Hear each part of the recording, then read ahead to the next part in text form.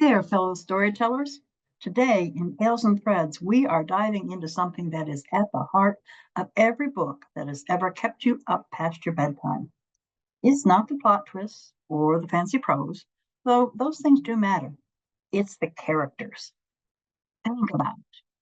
When a book really gets under your skin, it's because someone who doesn't even exist became real to you. You worried about them, you rooted for them, you laughed with them, and maybe you even cried for them. As writers, we obsess over plot structure and world building. Yep, I'm guilty as charged. But here's the truth about reader engagement. Readers will forgive a wobbly plot if they are in love with your characters. They will not forgive brilliant plotting if they don't care who it's happening to. So let's talk about why readers form these intense connections with fictional people and how you can create characters your readers will not be able to let go of. We humans are wired for connection.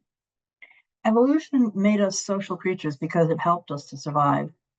That same wiring is actually what makes fiction work. When you read about a character's heartbreak, your brain lights up in the same places as if you were experiencing that pain yourself. Now that's pretty wild, right? You're literally feeling along with these fictional people. You know they don't exist, but you still feel it. This is why we cry over books, why we stay up all night reading. This is why we argue passionately about fictional characters' choices as if they were our friends. Think about Team Edward versus Team Jacob a few years back when we were in the middle of the Twilight Saga craze. I mean, why should we care about fictional vampires versus shape-shifting wolves? Duh. As writers, we tell stories, but it's more than a story. We create emotional experiences. Let me say it again. We create emotional experiences. We give readers the chance to live lives and feel feelings they might not encounter in their own reality. That's a power, and it's also a responsibility, and one I believe most writers take seriously. Here's a rookie mistake many of us make, though. We try to create impressive characters, flawless heroes who never mess up, who always have the right comeback, who always know exactly what to do. And you know what? The readers yawn. What actually hooks a reader is not perfection, it's vulnerability. It is characters who struggle, characters who doubt themselves, characters who fail and have to pick themselves back up. That's what happens to us. So that's exactly what we want to happen to our fictional characters. Think about Harry Potter. Sure, he's the chosen one, that little lightning strike on his forehead. But what makes us love him? The fact that he is often scared and sometimes selfish and occasionally clueless, and yet he keeps going anyway. That's what we love about him. His vulnerabilities make his courage meaningful. Without being afraid, then courage has no meaning. Don't be afraid to let your characters mess up. Don't be afraid to let them hurt. Those moments of raw humanity are when readers lean in closer, not when they put the book down. Specificity. I hate that word. I can't say it. I've said it once, not going to do it again. This might seem a little bit counterintuitive, but stick with me on this. The more specific you make your characters, the more universal their appeal becomes. The more specific, the more universal. Sherlock Holmes is not a relatable character because he's generic. He's relatable because he is so precisely drawn and so eclectic. With his violin playing, his cocaine habit, his encyclopedic knowledge of tobacco ash, the way he can look at a person and define everything about that person, he feels like a real person, even though he's doing things that are amazing. We might not share any of Sherlock Holmes' specific traits, but we recognize the authenticity in that character. We connect with his curiosity. We connect with his intolerance for mediocrity. And we connect with his need for mental stimulation. So don't stand off your character's rough edges. Don't make them blandly appealing. Give them specific passions and pet peeves. Give them weird hobbies and irrational fears. The more specifically human they are, the more readers will see themselves in them. And if a reader sees themselves in a character, even in a small way, they like and remember that character. It draws them in. Which brings me to another rookie mistake: focusing too much on making characters likable. Likability is fine, but relatability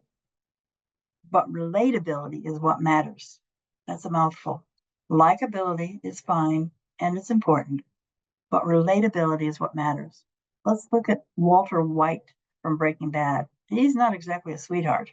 The man kills his wife in the end. Spoiler alert, sorry. But viewers stayed invested because they understood him, even when they didn't agree with him. Relatability comes from recognizable human emotions and conflicts.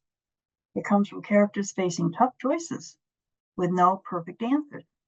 It comes from seeing characters deal with the messy reality we all live in. And that's really critical.